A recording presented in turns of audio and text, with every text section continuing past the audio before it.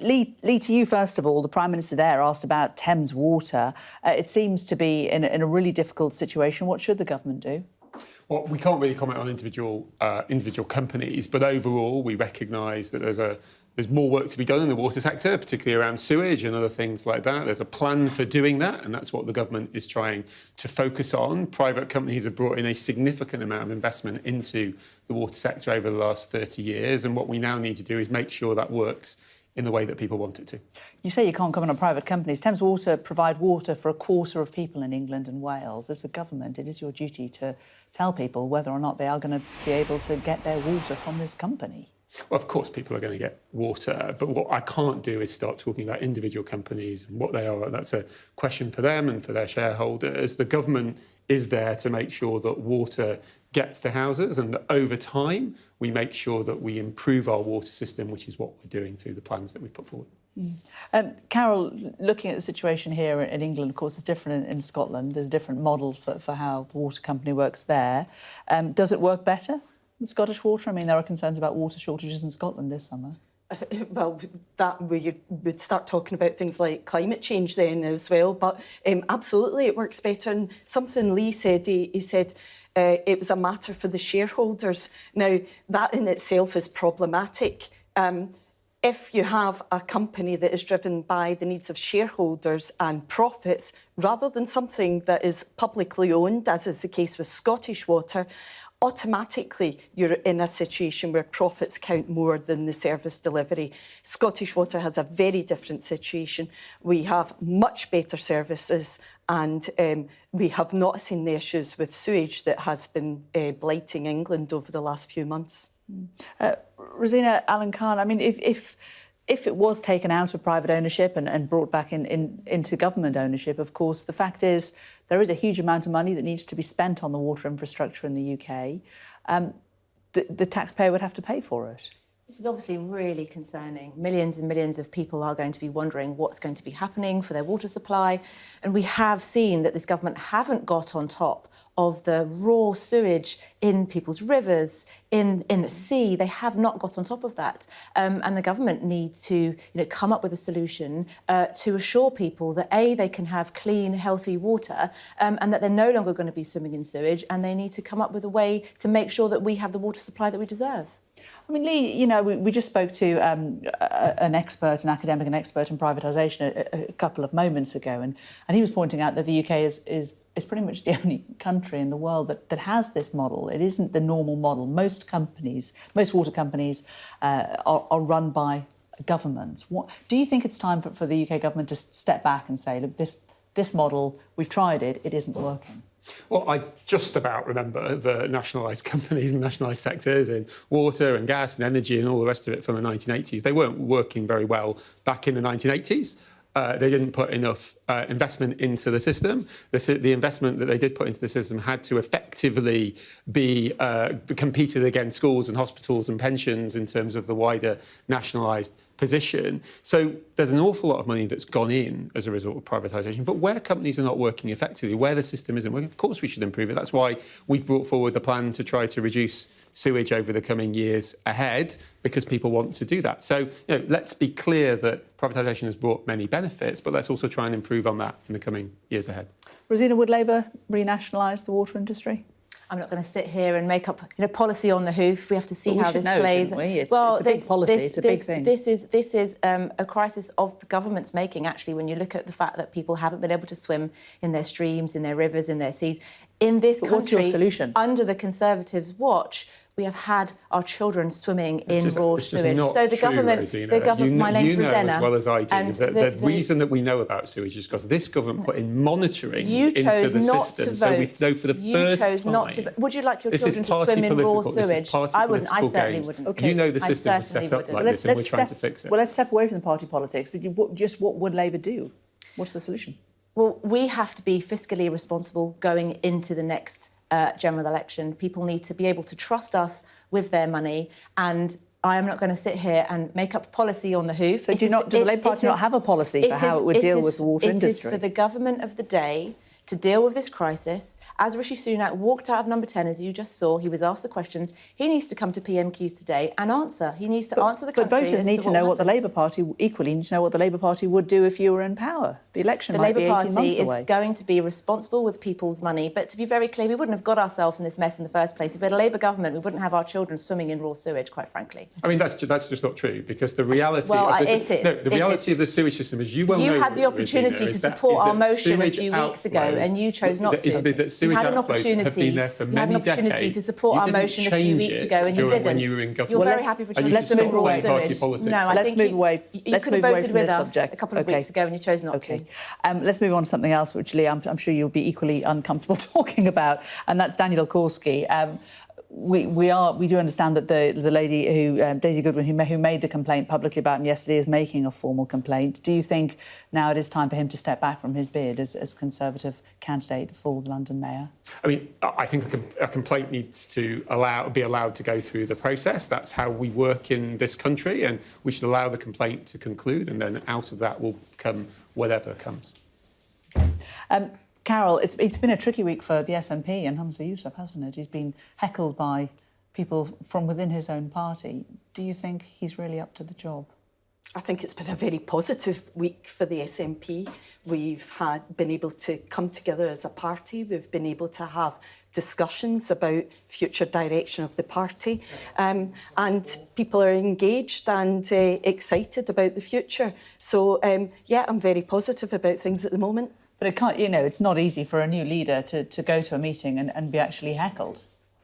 To give Humza his due, I think he handled it incredibly well. He stopped, he spoke to the person directly and moved on. And it's important that actually the outcome of that meeting on Saturday was really positive steps forward in terms of democratic process for the SNP, and we've now been very clear that we will fight the next Westminster election on an independence mandate. That is a very clear sign to the electorate. We can go out and we can make the case for independence. So I think people are feeling energised and people are looking forward to it.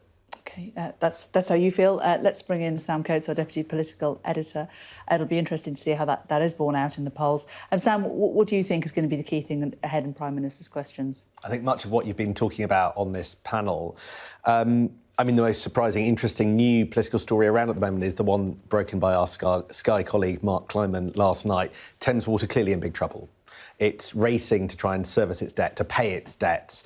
And actually, ministers aren't shirking away from it too much. There does appear to be one contingency option, which could mean taking it into what's known as a sort of special administrative status, which is in effect temporary nationalisation. And I think that would be incredibly painful. Painful because it could end up being expensive. Painful because one of the discussions going on at the moment between water companies and regulators is about raising prices in order to pay for some of the issues around sewage that you've been just discussing. So would the government really want to be in control of Thames Water at the point where it puts up prices 20% in this world where actually the biggest political story at the moment, the biggest national story at the moment are the consequences of inflation on every front. You've got the meetings with the chancellors and the regulators to talk about keeping prices down. In other fronts, it looks like prices are going up. And I think all of this put together provides yet another week with quite a tricky backdrop for Rishi Sunak.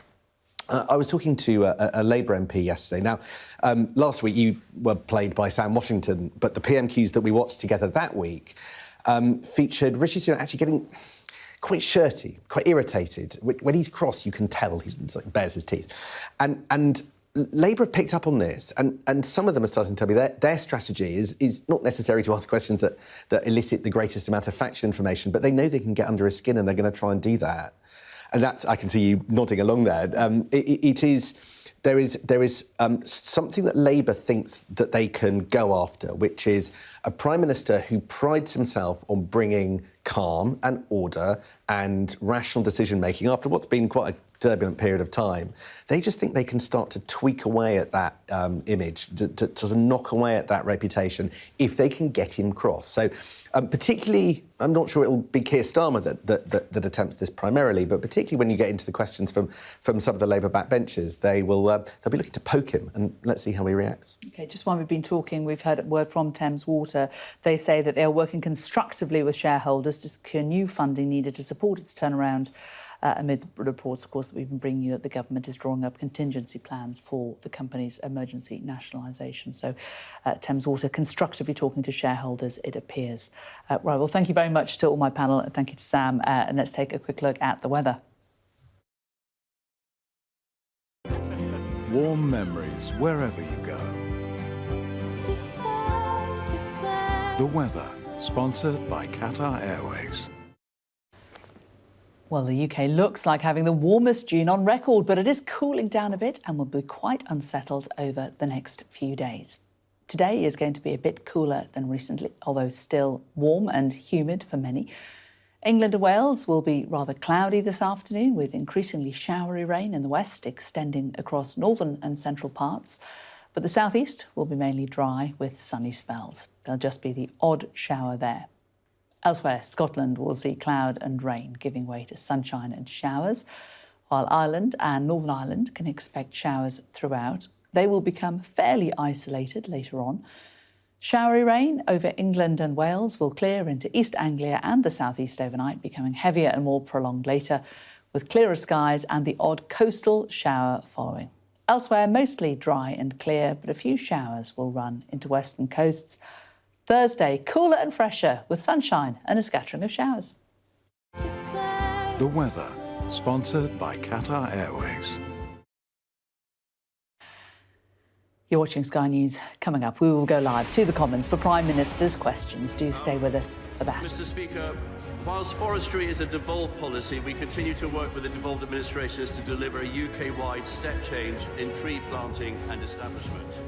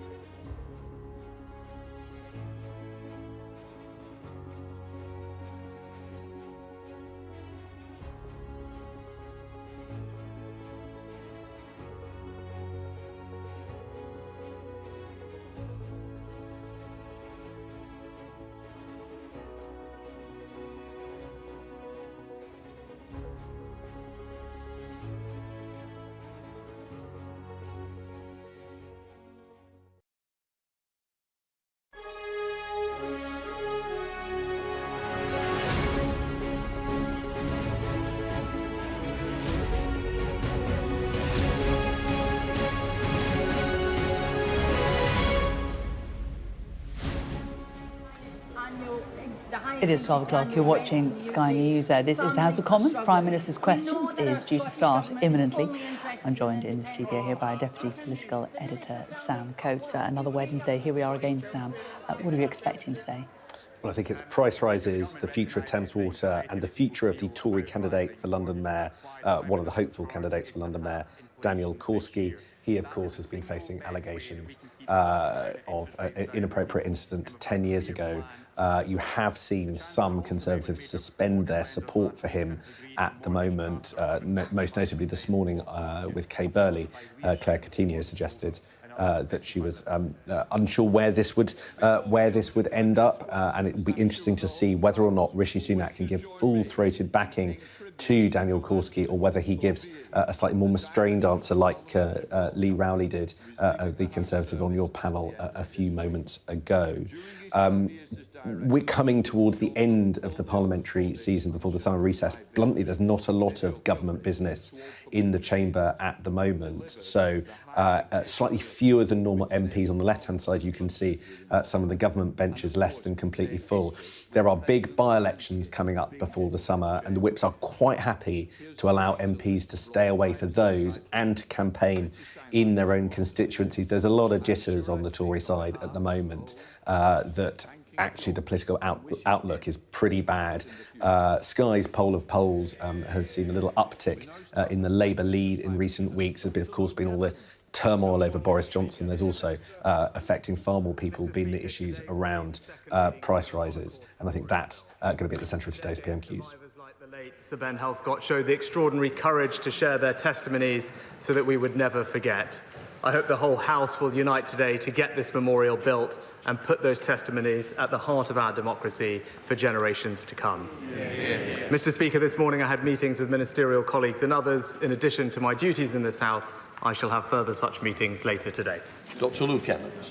Thank you, Mr. Speaker. And for 3 years since I've been elected, I've been campaigning to improve health facilities in my community. And I'm pleased to see significant investment in Leicestershire with £14 million for a CDC in Hinckley and part of £20 billion for hospital improvements for the LRI and Glenfield. But I'm looking for a hat-trick of health in Hinckley. And what I'm looking for is a day case unit. The money is already there. It's tied up in red tape. I've raised this with the Health Secretary. Would the Prime Minister look to see what he can do, and would he come and like to open the CDC next year in Hinckley? Prime Minister. Well, Mr. Speaker, I'm delighted that since its opening last month, the Hinckley CDC has already delivered, I believe, over 300 additional tests to the local community. My honourable friend will know that it's for the local health authorities to determine how to allocate the NHS budget in their area, but I have no doubt that he will continue to make the case for them for a day case unit in his community. We now come to the Leader of the Opposition, Keir Starmer. Mr. Speaker, can I join your tribute to John and wish him all the best on behalf of the House, and join the Prime Minister in his comments about the Holocaust Memorial. I'd also like to wish Muslims across the country a happy Eid. And Mr. Speaker, last week the Labour Party lost Margaret McDonough, our first female General Secretary, and a trailblazer in every sense of the word. Margaret provided guidance, leadership and loyal friendship to so many in the Labour movement. And it wasn't long after I started in this job that Margaret was at my door, and I will be forever grateful for the advice and support that she gave me. We will all miss her terribly. Mr. Speaker, his party spent thousands of pounds on adverts attacking plans to build 300,000 new homes a year. At the same time, his housing minister says it's Tory party policy to build 300,000 new homes a year. So is he for building 300,000 new homes a year or against it? Prime Minister. Well, Mr. Speaker, I can just remind the honourable gentleman of our record since being in office. 2.2 million additional homes, Mr. Speaker. Housing starts double the number we inherited from the Labour Party. More homes meeting the decent home standards. Housing supply up 10% in the last year that we have figures for. And in the last year we had figures for, we also saw a 20-year high in the number of first-time buyers, Mr. Speaker. That's a Conservative government delivering for this country. Keir Starmer. Mr. Speaker, it wasn't a difficult question. Can he point to a single person in housing, in construction, anywhere, who thinks he'll actually hit his target of 300,000 new homes a year? Anyone? Prime Minister. Mr. Speaker, the record is that in the last 3 years, we've delivered almost record numbers of new home building in every one of those years. But Mr. Speaker, he talks about targets, so let's be clear. I promised to put local people in control of new housing. I delivered on that policy within weeks of becoming Prime Minister. But I am confused from the honourable gentleman, because first, the Shadow Community and Housing Secretary said communities should have control. But then he said we should get the targets back and disempower local people. I do want to give him some advice. I don't think it's local people that are the problem. It's a Labour Party policy. Mr. Speaker, presumably if he could have identified a single person who thought he'd hit his target, he would have told us. And there you have the problem. 1 minute he says he's for building new houses, the next he's campaigning against them. And the truth is, far from delivering, since he crumbled to his backbenchers and scrapped mandatory targets, house building has collapsed. He knows it, they know it, and every expert is telling them it. Why didn't he just admit it? He's not going to get anywhere near his target, is he? Prime Minister. Mr. Speaker, the honourable gentleman now claims that he supports house building, especially on the green belt. But unfortunately for him, it's good that he agrees that he does believe that now. But unfortunately for him, the Shadow Deputy Prime Minister, the Shadow Minister for Women, the Shadow Health, Justice, Defence, Business, Northern Ireland and Scotland ministers are all united against more house building in their areas, Mr. Speaker. I have to say to them, though, Mr. Speaker, I would say to them, though, they don't have to worry too much because he's never actually kept a promise he's made. Mr. Speaker, you can tell from his answer, non-answer, and his body language, he's actually given up. He's given up. And his failure isn't just shattering the dream of those who desperately want to own their own home, it's also hitting those who already have a mortgage. Because of their economic chaos, mortgage holders will be £2,900 a year poorer. How can they ever look the British people in the eye again and claim to be the party of home ownership? Prime Minister. Mr. Speaker, I don't think he's noticed that his Shadow Housing Secretary doesn't actually agree with his new policy of concreting over the green belt, Mr. Speaker. She's been campaigning against developments in her own constituency. She said she wanted to prevent urban sprawl and provide green space for local people. I think that's quite sensible, but it's classic Labour, Mr. Speaker, saying one thing here, doing another thing elsewhere. You simply can't trust a word they say. At least he isn't claiming they are the party of home ownership anymore, because we are. Mr. Speaker, he's given up. Mr. Speaker, the Prime Minister says he's 100% on it.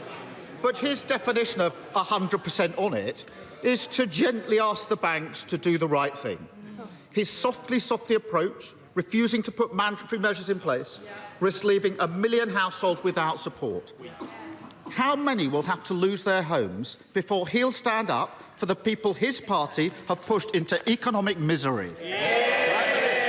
Mr. Speaker, in fact, the vast majority of the mortgage market is now covered by the new mortgage charter that the Chancellor's brought in. That is delivering practical help to mortgage holders, allowing them to extend their terms, switch to interest-only mortgage, and actually saving them hundreds of pounds a month. So instead of scaring them, actually, there is now practical support in place. But it's right that he raised home ownership, Mr. Speaker. That's why we, on this side of the House, introduced a 95% mortgage guarantee scheme.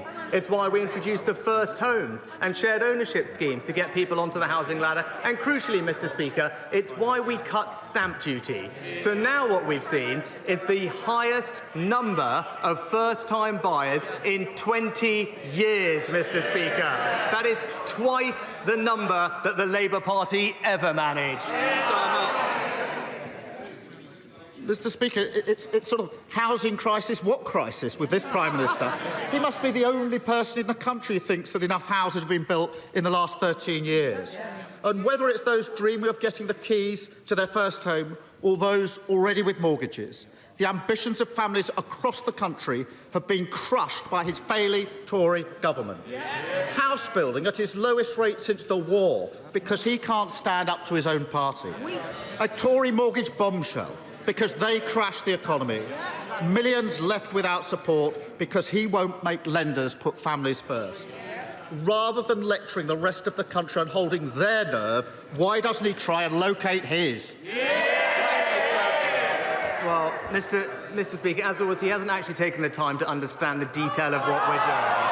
So, again, I'm happy to explain it again, Mr. Speaker, because it's right that we provide support for mortgage owners, which is why we improve the generosity of the support for mortgage interest scheme. It's why we've introduced the new mortgage charter, which, by the way, goes much more farther than the Labour Party policy on protecting mortgage holders does. On house building, we're proud to protect the green belt and invest millions more in developing brownfield sites. But, Mr. Speaker, the simple truth is, that's what I said I would do, and that's what we've delivered, and that is the difference between us. I deliver what I promise, he just breaks his. Thank you, Mr. Speaker. Labour-run Kirklees Council's local plan is seeing hundreds of homes built on greenfield sites, but the agreed developer levies, the Section 106 agreements, which are supposedly for local infrastructure spending, seem to be disappearing into a black hole. So does the Prime Minister agree with me that agreed infrastructure levies from developers shouldn't be going into a general slush fund? They should be spent on local roads, local schools and local health services for the communities impacted by those developments. My honourable friend raises an excellent point, and that's why the government is reforming the Section 106 payment system to ensure that new development is matched by new infrastructure, because the current system sees far too little of the developers' profits going to build new schools, hospitals or transport infrastructure. It's also too slow and plagued by uncertainties, and that particularly hampers smaller local developers. So it will be replaced by a new non-negotiable, local determined infrastructure levy, which will deliver exactly what the honourable gentleman and others want to see: investment in local communities. SNP leader Stephen Flynn. Mr. Speaker, I wish to start by paying tribute to SNP legend Winnie Ewan and Scotland men's national team former manager Craig Brown, who both so sadly passed in recent days, and to all Muslims who are celebrating Eid Mubarak. Mr. Speaker, on Sunday, the Prime Minister patronised the public when he told them that in the face of ever-increasing mortgage bills, that they simply need to hold their nerve. What a nerve. So may I ask him, the near billionaire, when was the last time that he struggled to pay a bill? Mr. Speaker, the reason that mortgage rates are rising is because of inflation, Mr. Speaker. That is the root cause, which is why it's absolutely the right policy to tackle, halve inflation and reduce it back to target. Now, that does mean that we do have to make difficult decisions. It does mean we have to be patient while the impact of those decisions actually has an impact. But in the meantime, Mr. Speaker, as I was explaining previously, we are taking practical steps to support mortgage holders across the United Kingdom, particularly through the SMI scheme and the new mortgage charter. Stephen Flynn. Mr. Speaker, that answer confirms what we already know, that this Prime Minister is out of touch and the Tory party is soon to be out of time. And what the public really want is change. But in a week where the Conservative Party and indeed the Labour Party both refuse to accept proposals for public sector pay rises, whilst at the same time accepting the economic damage of Brexit, is it not the case that Westminster does not offer the people real change nor real hope for the future? Prime Minister. Well, Mr. Speaker, the honourable gentleman just exposes the complete economic illiteracy of the SNP's position.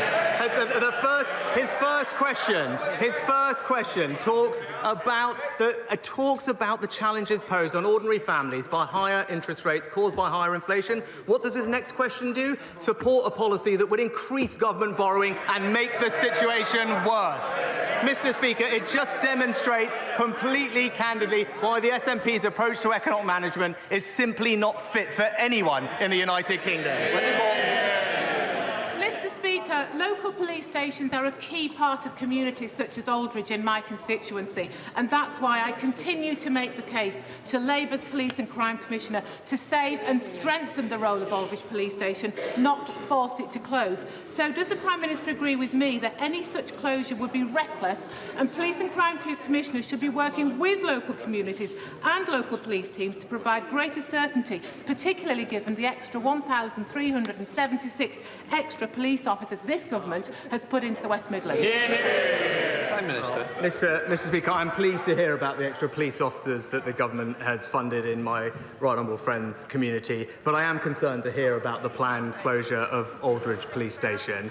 I'd like to thank my right honourable friend for raising such an important issue. I know it's one on which she is championing her constituents. As she will know, unfortunately, this is a decision of the locally elected Labour Police and Crime Commissioner, and I would join her in urging them to think again. Liz Savile-Roberts. The Prime Minister's solution to inflation is to push families into poverty while letting corporate profits pile up. Economic illiteracy. The IMF said this week that the way to cut inflation is for companies to cut their profit margins. It's corporate greed fueling inflation, not workers' need for fair pay. Can he explain to the 1 in 5 people in Wales facing hunger because they cannot afford to buy decent food why they must pay his price for lowering inflation? Prime Minister. Mr. Speaker, actually, my honourable friend the Chancellor met with all the economic regulators this morning, and they'll be making an announcement later about their plans to ensure fairness of pricing and supply chain to ease the burden on consumers. But I'm glad she brought up the IMF when it comes to tackling inflation, because actually the IMF, in their words, strongly endorsed our plan to halve inflation, and they called our steps both decisive and responsible. Jonathan Lord. Mr. Speaker, as my right honourable friend knows, I've been liaising closely with the Department for Levelling Up Housing and Communities and with the Treasury with regard to the terrible news of Woking Council's recent Section 114 notice. Would my right honourable friend agree with me that in this scenario, the vulnerable must be protected and that the local councillors of all parties need to work together to try to put the council's finances back on the right track? Prime Minister.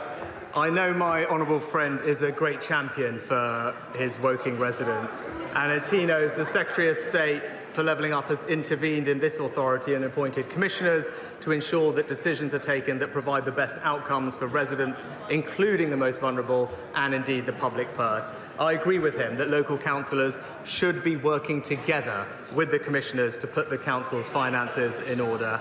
The commissioners will submit their first report to the Secretary of State, setting out progress on the council's path to improvement and financial sustainability, and I look forward with him to seeing further progress. Sir Christopher Bryant. Thank you. The Prime Minister has had responsibility for the UK economy now for 1,323 days, and he's delivered.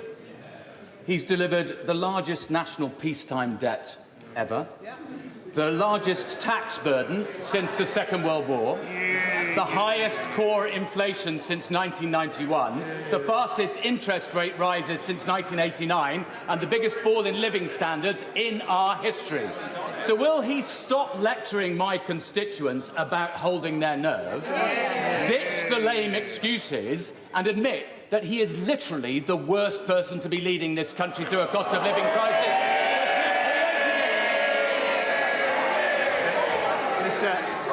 Mr. Speaker, Mr. Speaker, again, what do we hear from the party opposite? only ideas that would make the situation far worse, Mr. Speaker. It's as simple as that. The honourable gentleman has sat there and supported plans to borrow tens of billions of pounds more. That would make inflation worse. The honourable gentleman has sat there and said that we should not stand up to unaffordable union pay demands. That would make the situation worse. And the honourable gentleman has sat there and supported plans to not exploit our domestic sources of energy, Mr. Speaker, imperiling our energy security. Those are all things that would make not just the situation worse for British families today, but for years into the future, and that's why this Conservative government will keep doing the right thing to support them. Thank you, Mr. Speaker. My constituents rely on many nearby hospitals. Milton Keynes, where this government has committed to a new women and children's hospital. Stoke Mandeville, who has just completed the build of a new children's A&E. But also Wickham, where infrastructure and maintenance issues in the ageing tower is preventing around 2,000 operations a year from going ahead. My local trust has a plan for a £200 million new clinical centre at Wickham Hospital. Will my right honourable friend, the Prime Minister, work with myself and Buckinghamshire colleagues to make that a reality? Prime Minister. Well, I thank my honourable friend for his question. Whilst he knows that we are no longer inviting further schemes to join the new hospital programme, I can tell him that in the future new schemes will be considered through the rolling programme of capital investment in hospital infrastructure. That will secure the building of new hospitals beyond 2030 and mean future investment to upgrade the NHS estate across the country. Now, future plans for that will obviously be set out in spending reviews and fiscal events, but in the meantime, I know that he will continue to make the passionate case for Wickham Hospital, and I join him in that. Chris Elman. Thank you, Mr. Speaker. Hundreds of steel workers are outside Parliament today, and some are in the gallery, calling on the Prime Minister to act now to back our vital steel industry before it is too late. So will he confirm today that he will match the ambition of the Labour Party and our international competitors to deliver competitive energy prices, invest in green steel production, use UK steel in our procurement systems, and protect us from dirty steel imports by introducing climate measures? And when will he get on with protecting and supporting the industry? Mr. Speaker, we're proud to support the steel industry and value the contribution that it makes to this country, which is why we've put in place the energy-intensive industry scheme that provides hundreds of millions of pounds of support to steel companies with their energy bills. We've also introduced the Industrial Energy Transformation Fund so that companies can apply for capital grants to help them with the transition. We are taking forward plans in the Treasury for carbon border adjustment mechanisms to ensure a level playing field, and it's why, Mr. Speaker, during the pandemic, that I stepped in to support financially a steel company in Wales. Sir James Duddridge. Thank you, Mr. Speaker. Despite 5 years of lobbying, sadly the Commonwealth Parliamentary Association International branch will leave the United Kingdom. Mr. Speaker, you know this is a great concern to the House, although perhaps something a little niche for our constituents. It is important. They need special status. The government haven't granted that by way of a short bill or an amendment to an existing bill. And could the Prime Minister at this late stage, this month, do something about this? Because otherwise they'll be gone, never to come back. Prime Minister. Well, Mr. Speaker, the United Kingdom values the work of the Commonwealth Parliamentary Association. My right honourable friend, the Foreign Secretary, has made clear that he does not want the CPA International to relocate. He's written to them in March to confirm that officials from the FCDO would work with the CPA to find a mutually acceptable solution to the status issue, and I look forward to seeing progress. Alison McLevin. Thank you, Mr. Speaker. Mr. Speaker, your constituents and mine, I think, have been made a promise by the Prime Minister. Inflation at or below 5% by the end of this year. So I want to ask the Prime Minister, what will happen if he fails to meet that promise? Will it be yet more ranting on about the Labour Party, or will it be the general election my constituents crave? No, Mr. Speaker, we are sticking to the course of bringing inflation down, Mr. Speaker. I think what the Labour Party need to understand is that requires making difficult and tough decisions, Mr. Speaker. It requires prioritising. It requires being able to say no when people come asking you to borrow more money. Those are the type of responsible decisions that I will make and the Conservative government will make because they're the right ones for the country. Let me more. Mr Speaker, for over 160 years, Southport Pier has been at the centre of our visitor economy, welcoming visitors from far and wide, including Chorley, Mr Speaker. It stood the tests of time, except for the mismanagement of Labour-controlled Sefton Council, who've closed our pier. Businesses are concerned it will have a huge impact on tourism. Will the Prime Minister condemn these actions and support my campaign and efforts to work with this Conservative government to get our pier open? Mr Speaker, can I welcome my honourable friend's commitment to the important community assets in his constituency, such as the historic Grade 2 listed Southport Pier. And I am pleased to say that he is working and succeeded in getting the government to provide £2 million as part of the Coastal Community Fund to undertake improvements in the pier. And that's alongside the landmark £35.5 million town deal for Southport, which is the second largest town deal anywhere in the country. Samantha Dixon. Thank you, Mr Speaker. This is the first opportunity that I've had to put a question to the Prime Minister for the residents of the City of Chester. So, why does the Prime Minister think it's acceptable for sewage to be pumped into the beautiful River Dee that flows through Chester for the next 27 years? Mr Speaker, of course it's not acceptable, and that's why this government has gone further than any other government in tackling this issue, committing to monitor 100% of storm overflows, an investment programme of £56 billion to upgrade infrastructure, and enshrining in law strict targets, as well as introducing unlimited fines for water companies. But when it came to talking about those policies in this House, the party opposite couldn't even be bothered to turn up and vote for them. Thank you, Mr Speaker. Later today, Parliament will welcome apprentices from around the UK who are working in the aerospace industry. And I'm very much looking forward to meeting Callum and Brittany, who are both apprentices in my constituency of Wolverhampton North East at Collins Aerospace. Would he join me in celebrating apprenticeships in the aerospace industry and encourage colleagues to attend and meet their apprentices? Well, can I join with my honourable friend in both celebrating everyone doing an apprentice and encourage everyone to go and meet theirs later on today and pay tribute to Callum and Brittany in particular. And she's absolutely right to highlight the importance of the aerospace industry, particularly because of our new defence cooperation agreement with Italy and Japan to build a new generation of fighter aircraft. Thousands of new jobs will be created across the country. Many of those will be through apprentices, and that's an example of this Conservative government providing opportunities for the next generation. Ian Mans. Mr Speaker, Prime Minister, last year 1.7 million children missed more than 10% of their schooling. 125,000 children were absent more than they were in school, and a further 140,000 children were missing from formal schooling completely. This is both a safeguarding and an educational catastrophe, and it is happening on the Prime Minister's watch. Yesterday, the Schools Minister told the Education Select Committee that primary legislation was required to initiate a national register for children missing from education so we can find out where they are. Will the Prime Minister commit to bringing forward necessary legislation to combat this crisis for our children as a matter of urgency? Prime Minister. Well, Mr Speaker, I agree with the honourable gentleman that children missing school is a tragedy and it's incredibly damaging for educational outcomes, which is why during the pandemic and afterwards we invested £5 billion to help children catch up with lost learning. It's important that we continue to deliver on those plans, and we will of course make sure that we work with the sector to have more children attending school more often. Thank you, Mr Speaker. Economic recovery and reconstruction will be vitally important to Ukraine when it comes to rebuilding a free and sovereign nation. So will my right honourable friend help galvanise the expertise of our UK's private sector to help strengthen Ukraine's recovery and their economic prospects after this devastating war? Prime Minister.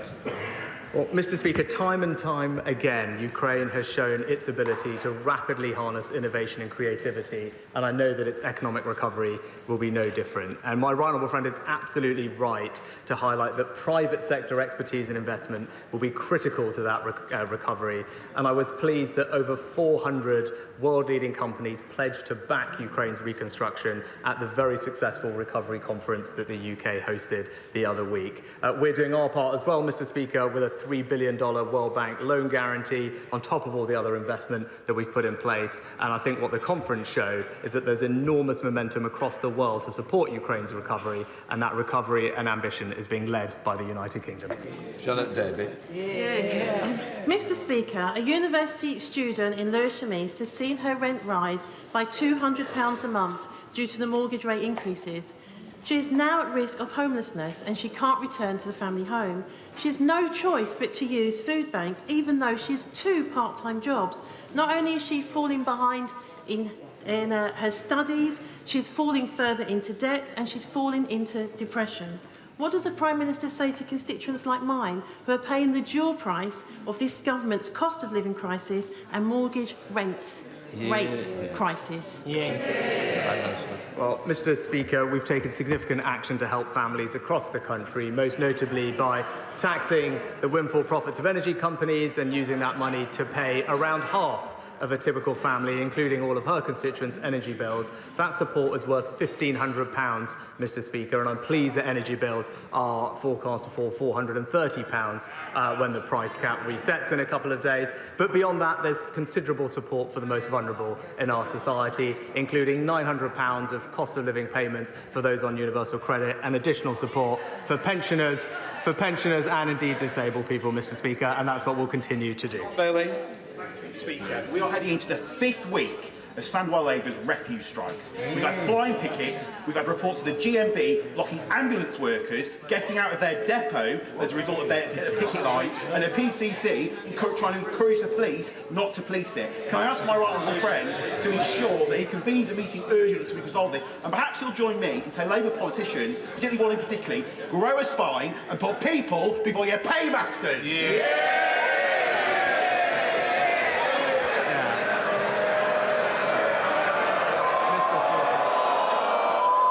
We've done very well, don't spoil it now, Prime Minister.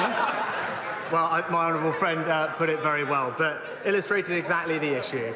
Because, Mr. Speaker, the Labour Party is unable to stand up to its union paymasters and back our plans to introduce minimum service and safety levels in critical industries. That's the type of practical action that supports working families. It's one that the Labour Party isn't strong enough to actually support. Welcome back, Donald. I'm grateful, Mr. Speaker. After events in Russia at the weekend, it is unclear what the future holds for the Wagner Group. But what can never be washed away is the catalogue of crimes they've committed across Africa, the Middle East and, of course, in Ukraine. But despite all of that, Mr. Speaker, the government doesn't yet have a permanent Cabinet Office official to coordinate all of the organs of government to pursue the criminals in the Wagner Group. Will he appoint one? And crucially, will he fund collecting evidence of Wagner Group war crimes that have been committed across the world so that these criminals, no matter what happens, can be brought to justice in future? Well, Mr. Speaker, we have consistently condemned the Wagner Group and we carefully monitor their actions in Ukraine and the wider world, as the Honourable gentleman mentions. We have designated both the Wagner Group and its leader under our sanctions regime already, and we also support international mechanisms which hold individual mercenaries in the Wagner Group to account for violations of international law. But I also reassure him that we are working very closely with our partners to counter the malign use of such proxies by Russia and more generally across the continent. Paul Bristow. Thank you, Mr. Speaker. On Monday night, an illegal traveller encampment was established on Bretton Park. On Saturday, the much-loved Bretton Festival is due to take place on Bretton Park. This House passed legislation that gives more powers to police to tackle these illegal encampments. Will the Prime Minister make it clear today from the dispatch box that he expects police to use those powers on these encampments that blight public spaces and public parks in places like Peterborough? Well, Mr. Speaker, we absolutely recognise the misery that unauthorised encampments can cause to local communities. And that's why we've delivered on our manifesto commitment to give police the powers they need to tackle those people on unauthorised encampments who are causing harm. Now, of course, how the police use these powers is an operational matter for chief constables, but we wouldn't have legislated for them if we didn't expect them to use them, Mr. Speaker. And I am told that Home Office officials are liaising regularly with the National Police Chiefs Council on this exact matter. Final question, Martin Docker, to you. Thank you, Mr. Speaker. In the past couple of days, yet again, we have been reminded that a member of the other House was appointed contrary to the recommendations of MI5. And in the Channel 4 film, that even the monarch was actually asked to be involved because Whitehall officials were so opposed, given that they were deemed a security risk to the United Kingdom of Great Britain and Northern Ireland. So can I ask the Prime Minister, does he agree with MI5 or with his predecessor that peer should still be in the other House? Prime Minister. If Mr. Speaker, for obvious reasons, I'll talk in more general terms. With the House of Lords Appointment Commission vets crossbench and party political life peerage nominations to the House of Lords, and where appropriate, seeks advice from government departments and agencies. And were a Prime Minister to recommend a peerage against the Commission's formal advice, the House of Lords Appointment Commission has previously undertaken that it would write publicly to the relevant Parliamentary Select Committee. Completes Prime Minister's questions. Well, that is the end of Prime Minister's questions. Let's talk to Sam Coates, our Deputy Political Editor. And Sam, in terms of the exchanges between Keir Starmer and the Prime Minister, were you surprised that he went in on home building housing? It wasn't top of the list of things that we were expecting, but it allowed Keir Starmer to get into rising interest rates, the sort of mortgage time bomb, as Labour would put it. It wasn't one of those PMQs exchanges that really moved the debate on considerably. The most important announcement, I thought, was Rishi Sunak saying that there is something coming later today from Jeremy Hunt after his meeting with the regulators, the people that regulate the water and competition in this country. Now, Rishi Sunak said that there will be plans coming later to ensure the fairness of pricing and supply chains, which is a way of basically saying that the government wants to keep prices rising as slowly as possible. So we will wait that from Jeremy Hunt a little bit later. A couple of notable political exchanges. Greg Smith, who's a Tory MP for Buckingham, he basically asked for a new hospital. Rishi Sunak basically said, you're going to have to wait. Alison McGovern, Labour MP, said, are we going to get... what happens if inflation doesn't come down? The Prime Minister didn't answer. Urgent question now from Labour on the water industry. Minister. Thank you, Mr. Speaker. Water is what makes life possible on our planet, and it is essential for our health and well-being, as well as our economy, including the production of food and clean energy. The government is taking significant steps to ensure the water industry is delivering the outcomes bill payers expect and deserve. Water companies have invested £190 billion since privatisation in 1989.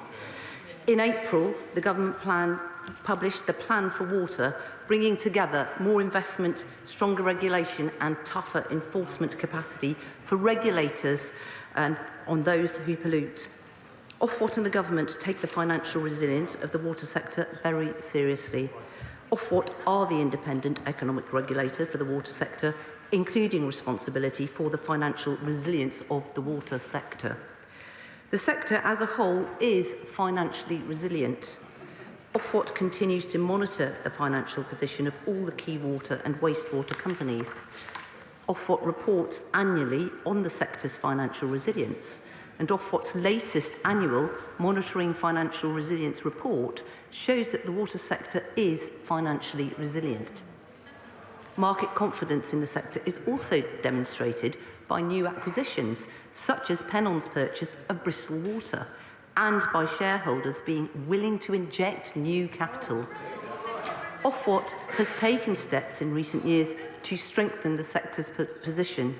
This includes action to update the ring-fencing provisions in water company licences to better safeguard the interests of customers and barring water companies from making payouts to shareholders and removing money or assets from the business if they lose their investment credit grade rating. Ofwat has outlined that water companies must be transparent about how executive pay and dividends align to delivery of services to customers, including environmental performance. And since privatisation, total capital investment has outstripped dividends by 250%. On the 20th of March 2023, Ofwat announced new powers that will enable it to take enforcement action against water companies that do not link dividend payments to performance for both customers and the environment. And in December 2022, Ofwat strengthens its powers on executive pay awards by setting out that shareholders and not customers will fund pay awards where companies do not demonstrate their decisions or pay awards reflect overall performance. We support Ofwat's work and we urge all water companies to take this opportunity to review their policies. The scale of government commitment for the water industry is highlighted by the Integrated Plan for Water and our commitments to the financial resilience of the sector in delivering for customers and the environment. Thank you. Jim McMahon. Thank you, Mr. Speaker. First of all, can I thank you for granting this urgent question? But I have to say, again, it's a concern that the Secretary of State didn't proactively make a statement to the House on an issue of such importance. And I just say, where is the Secretary of State? Literally, one of the largest water companies in Britain potentially is going to go to the wall, and the Secretary of State is missing in action. And it was clear to anyone looking on that a culture that allowed vital investment in ending the sewage scandal and in tackling water leaks sacrificed in favour of a gold rush for shareholders just was never sustainable. Now, just last year, as raw human sewage was being pumped out across the country, £1.4 billion was paid out to shareholders. And now all that was warned is coming to pass. Leaks are leading to water shortages, sewage dumping pollutes our rivers, our lakes, our seas, and the only thing on the up is debt at £60 billion. The Conservative Party cycle of privatising profit, usually for multi-billion-pound foreign sovereign wealth funds, and then nationalising risk, just isn't sustainable, nor is it a fair deal for working people.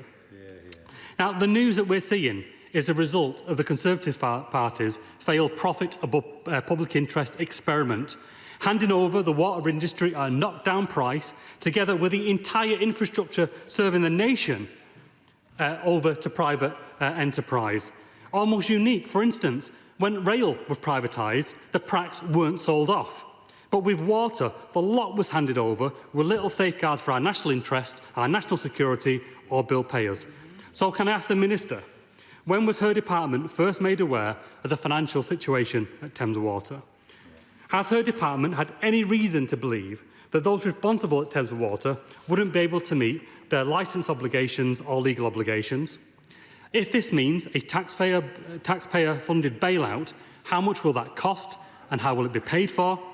And what assessment has she made on the liability of UK pension funds who are invested in Thames and other water companies considered at risk? And given where we are, does she confirm today her confidence for the financial regulator? And finally, given what we see with Thames Water today, does she have any concerns about any other water companies, or does she consider this to be an isolated case? Thank you. Thank you, Mr. Speaker. And just first of all, in our DEFRA department, we have our individual portfolios. I am the Water Minister, and the Secretary of State has full confidence in her Minister in sending them to the dispatch box. I just want to make the point too, in terms of the debt issue that was raised there by the Shadow Minister. Just for information, debt to equity fell last year by 4% in the water industry, actually making it more resilient, Mr. Speaker. And, just to put it on the record, since privatisation, capital investment in the water industry has been 84% higher than it was pre-privatisation. So I think we need to get that out there on the table. And in terms of the the water company mentioned today, Thames Water, it's not for me to comment on the individual financial position of a water company. We have an independent regulator who is doing that. That is what the regulator Ofwat is indeed for. Water companies are commercial entities. And it is for the company and its investors to resolve any possible issues.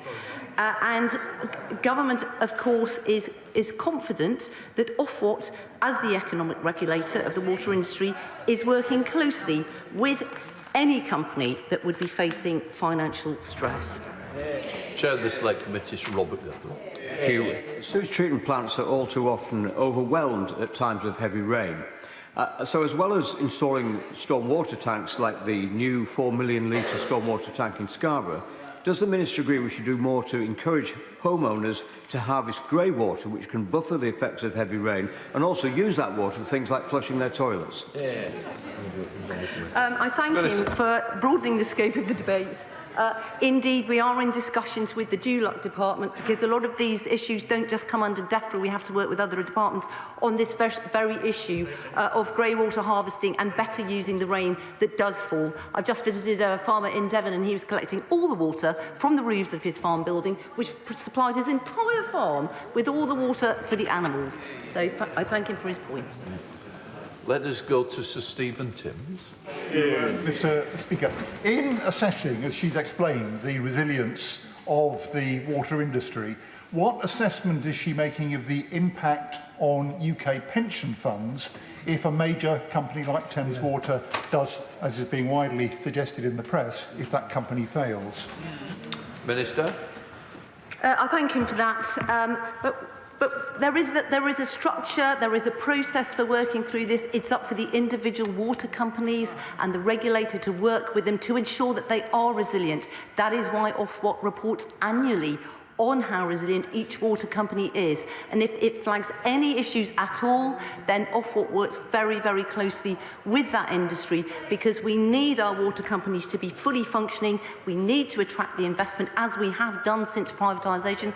That huge sum of money that has been invested since privatisation that I just mentioned earlier on, we need that money to be there to invest in the infrastructure, to give our customers the kind of service that they deserve, and also to be mindful that it's just not all piled onto customers. We have to share the load. A bit more.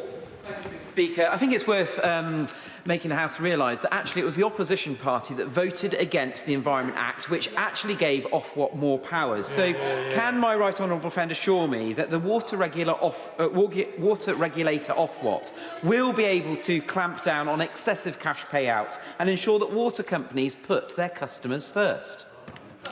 I thank him for pointing that out. It's absolutely right. It doesn't matter what the opposition say today. They didn't vote for all the measures in the Environment Act. And one of those measures was, and I thank him for raising this, that Ofwat will be able to hold water companies to account where they don't demonstrate a link between dividends and performance. They've got to have a sound performance and be performing for their customers. Otherwise, they can't pay out their dividends.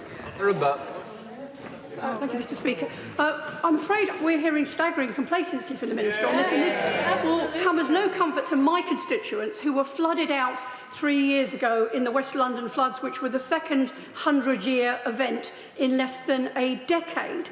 If Ofwat had been doing such a good job as she is now apparently telling us in holding the government to account, why are we in this situation? What exactly have Ofwat been doing?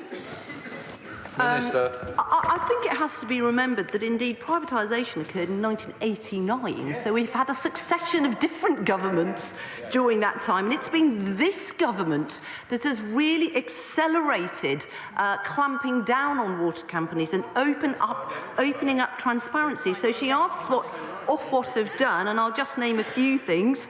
Since 2020, Ofwat updated the licences so that if a water company loses its investment credit rating, it's barred from making payouts to shareholders. Then in July 2022, it set out additional proposals to increase financial resilience, including companies to have a stronger credit rating. And then it's just in March announced that it would take enforcement actions against water companies that do not link dividend payments to performance. So I would say this government has done more than any ever before to make sure we have a fully functioning, very strong regulator. Philip Dunn. Thank you, Mr. Speaker. I wonder if the Minister, on the subject of financial resilience, has taken the opportunity to consider the hodgepodge of policies coming from the front bench opposite on this subject. Under their prescription, they would seek to take all of the profit of the water companies to invest in capital expenditure. That would undermine the financial resilience of those companies that rely on private capital to invest in order to achieve this problem. And in the one part of the country where they do have responsibility, Wales, has she noticed that the sewerage overflows in Wales are almost double the rate per overflow pipe they are in England? I thank him for pointing that out, and I couldn't support more strongly what he says. This is a private system. We have Ofwat saying it is financially resilient. We do actually need investment in these companies to make them function properly. Obviously, we need to hold those companies to account, but we need to see that enormous investment that we on this side have a fully costed plan for everything in our plan for water, for our storm sewage overflow reduction plan. And we are not pulling the wool over people's eyes, Mr. Speaker. We are telling them clearly what this will mean, but how it will deliver the water services that we need. John Cryer. Thank you, Mr. Speaker. Thames Water, which is on the verge of going under, provides a quarter of the entire population with its water supply. When was she told about the financial plight of Thames, and what's the plan if the worst comes to the worst and it does go under? Minister.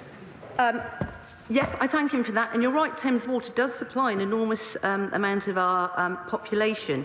And obviously, Ofwat has been working closely with Thames Water, as it does all water companies.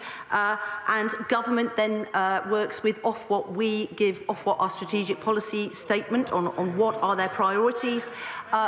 Overall, the water companies are considered resilient, but there is a lot of work going on behind the scenes with Thames Water to ensure that customers will not be impacted, and there is a process in place, if necessary, to move us to the next stage. Sir Robert Battle. Thank you, Mr. Speaker. Swindon residents will be very concerned about the future of Thames Water. I would ask my honourable friend to keep me and colleagues updated, please, with regard to any issues relating to that. Underlying this, Labour's model is clearly never going to work. We've got to understand that only the private sector will be able to invest, and the party opposite might bleat now, but they didn't do anything about it when they were in government. The point is this, isn't it? Where you have an effective monopoly, a private monopoly, the regulator has to be as effective as possible. Will she do everything she can to ensure that Ofwat is actually working in a way that's in the full interests of customers, because there are aspects of its operation that do not seem to me to pass that test? I thank him for that, and I'd like to give assurances, obviously, for his constituents in Swindon. He's right to raise that. It is a big water company. It does deliver on a very wide scale. But Ofwat is working very, very closely with Thames Water on their plans. Plans will be looked over, submitted, accounts submitted in due course, and Ofwat will work with the company so that we do have a resilient pathway, and customers should rest assured that their supplies will be protected, both water and wastewater. Clive Efford. Thank you, Mr. Speaker. The situation is that this privatised industry knows that at the end of the day, the banker of last resort is the British taxpayer. Yeah. And that's exactly where we are now with Thames Water. They've been taking profits for the last 35 years and not investing for the future. Regardless of what went on before, it's about investing for the needs that are coming forwards in front of the industry. And they have failed to plan ahead. and they've taken money whilst not doing the job that they were expected to do in charge of such an essential public service. So what is the government going to do to protect consumers and make sure that we plan ahead for this industry? Well, Ofwat, of course, is the independent regulator, and government directs them through its strategic policy statement, as the honourable member will know. And it's Ofwat's job to ensure that in the price review, when the water companies submit their plans, and they're going over the draft plans right now, that within those plans they can demonstrate that they will deliver the things that government, for example, is setting through all the targets on the storm overflows, on the leakage, on the demand reduction. And it's for Ofwat to ensure the company will be resilient in delivering that infrastructure. There's a firm structure in place, and Ofwat is constantly also monitoring companies' gearing, its debt to equity levels, and we are confident as a government that Ofwat is taking reasonable measures to challenge companies to reduce those gearing levels where appropriate. Richard Fuller. Well, that the Water Minister, Rebecca Powell, answering questions from the Shadow Environment Minister, Jim McMahon, about the resilience of the UK water industry. She says that the government is taking significant steps to ensure its resilience. There are tough regulations of the water industry, and that the sector as a whole is financially resilient. He has asked, is it a result of putting profits above public interest? Well, also in the last hour, we've had statements from both Thames Water and Ofwat. Thames Water are saying that, as envisaged in June 2022, Thames Water received the expected £500 million of new funding from its shareholders in March 2023. It's continuing to work constructively with its shareholders in relation to the further equity funding expected to be required to support Thames Water's turnaround and investment plans. Ofwat's being kept fully informed on progress of the company's turnaround and engagement with shareholders. Thames Water remains focused on delivering for its customers, the environment and stakeholders. Thames Water continues to maintain a strong liquidity position, including £4.4 billion of cash and committed funding as of March the 31st, 2023. Ofwat have spoken too. They say, we monitor the financial position of all the key water and wastewater companies. We've been in ongoing discussions with Thames Water on the need for a robust and credible plan to turn the business around and transform its performance for customers and the environment. We'll continue to focus on protecting customers' interests. Let's bring in our Deputy Political Editor, Sam Coates. And Rebecca Powell also saying that there is in the Commons there is a lot going on behind the scenes with Thames Water. There is, in some senses, on a big day, quite an unsatisfactory Commons session, because you learned relatively little. She was essentially trying to say this is all a matter for the water regulator.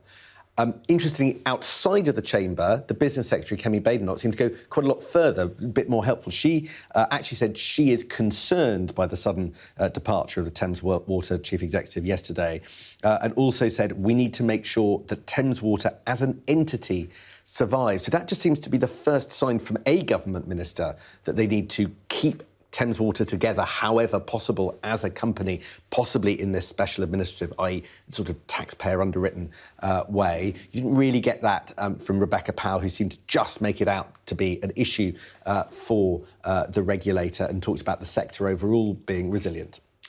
Sam, thanks so much.